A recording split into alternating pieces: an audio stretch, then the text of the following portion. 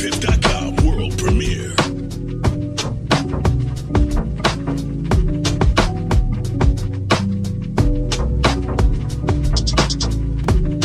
You probably like, what we say, this like the third producer we had on the show so far in the last year, I want to say.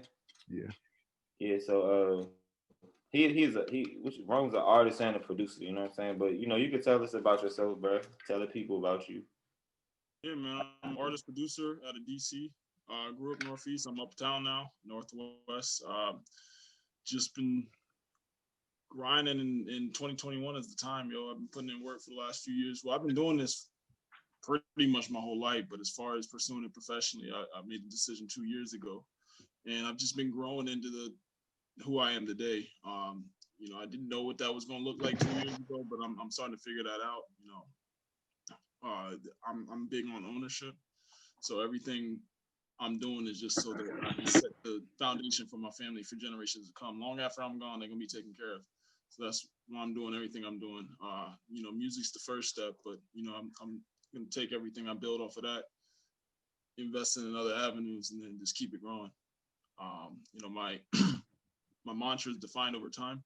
You know, I myself I'm considered to be a late bloomer, so it took a long time for me to realize that, you know, success is a journey, and everybody's at a different stage and on a different race, and to stop really looking at everybody else's story and trying to compare myself to that. So that's what defined over time is: become your future. That's a little bit about me. Been rapping 15 years, producing 8. And like I said, I made the choice to go pro 2 years ago. So that's where I'm at with it. I'm gonna see, made the choice to go pro. Yeah, I like that. Yeah, so what you been doing, man? I bet you know me and you, we be tapping in, you know what I'm saying, all the time throughout the week. So, but what you been doing, I guess, stay creative through the first, I want to say, year quarantine. Then how you plan on carrying yourself through this next part? Like assuming that we might have to go another 6 months to a year doing the same thing. Then how would you adjust to this new life in the music? The irony is my personality was built for quarantine, but I haven't even been stuck inside because I actually work a job that's essential. So I still been working every day, still leaving the house every day. But as far as that goes, so my time hasn't, like, I haven't gotten like that extra set of hours in the day that a lot of people have, but it just it's forced me to be a lot more efficient with the time I do have. So over the last year, I've been developing an album. It's called Defined Over Time. I dropped an EP that's the prelude to it over the summer, just to get some records off my chest that I've been working on for a little while. I just didn't feel like they were good enough for the album, but I still felt proud of the work, so I put them out. And I've got like one more record to finish on it, and then it's done.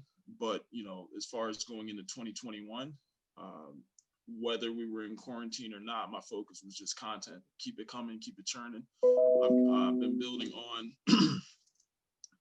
developing my website, and you know, more I can touch on that a little more later. But as far as drops, I just want to like tap in with a whole lot of people, work with as many people as possible, not be just stuck in one genre.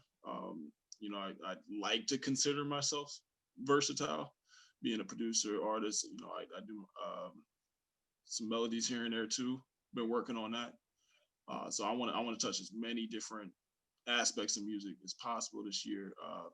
Building up YouTube content, social media content, but ultimately that's all just supposed to be commercial to get them back into my space so I can own my audience. It's kind of like the Ryan Leslie method.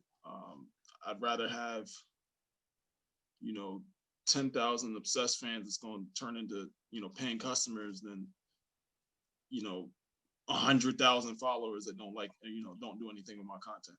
And as long as you're posting on social media platforms, you know, you providing business to other businesses, and you know, they're great as far as building your brand goes, but I got to get that into my universe. So that's what I'm working on building this year. So you got any artists that you would like to work with this coming year? You, of course. But yeah, I got a long list. I've actually got some already on the deck coming up. Been working with my guy DJ Fanatics. He's a producer. My guy Jay Reed's Knockin' is a producer. My guy We Need Capital. These are all producers. So we're working on beats together, but I'm also doing records on some of those beats that they've created. I've got some of my homies I've came up in the game with, people I went to school with back in the day. It just so happens that, we lost touch through high school and college, but we came back together recently since I moved home 2 years ago. And I was like, oh, wait, you do this too? All right, let's work. And it turns out they're actually also talented. So, shout out to Blake Holmes, shout out to Power Q, Ethos. And I mean, the list is very long. When I say I'm trying to work with everybody, I mean, everybody. I see you let your head get long during quarantine too, man. That's also a decision I made 2 years ago. It just took a while to get here.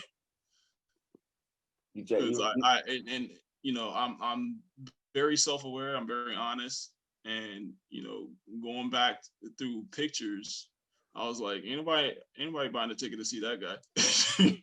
I don't think look is everything, but it is part of it. You definitely got it. You definitely got to invest in your appearance. I was watching this clip of Rick Ross talking about him owning like 100 cars and shit. He's like, yeah, I own 100 cars, but if a person pays me this amount of money to show up to take a picture, I got something to stunt with. Mm-hmm. You know what I'm saying? Which brings I saw that exact video you talking about.